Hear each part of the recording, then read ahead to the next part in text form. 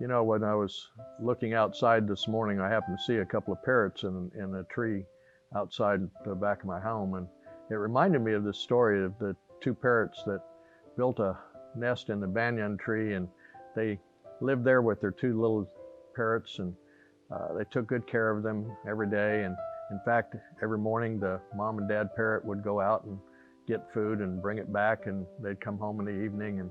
But one day when the parents were away, there was a cruel hunter that came through the area, and he wound up taking both of the two young parrots. But one of the parrots, one of the birds, managed to escape and flew far away from the hunter.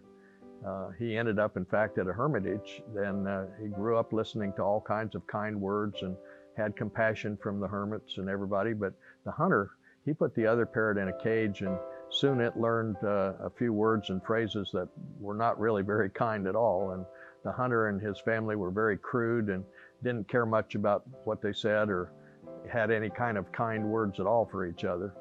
And so one day there was a passerby that was resting outside of the hunter's hut, and sensing that someone was outside, the parrot yelled out, "Hey, fool, why are you here? Hey, fool, leave or I'll cut your throat." Well, scared, the traveler went away, and on his journey he happened to reach the hermitage, and he stopped there. Well, that's where the other parrot happened to be, and the parrot at the hermitage, though, spoke, "Well, welcome, traveler. You're free to stay here as long as you want. Come on in." Well, surprised, the traveler told the parrot that he had encountered a very similar parrot elsewhere that was very cruel and rude, and you know, "How is it that you're so kind?" And the parrot replied, "Well, that must be my brother. See, I live now with the sages of the hermitage here, and my brother lives with the hunters.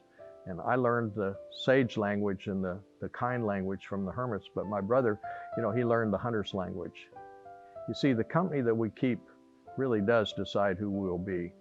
The moral to this story is really, when you come down to it, who you hanging with, because the company you keep definitely will determine the person that you become.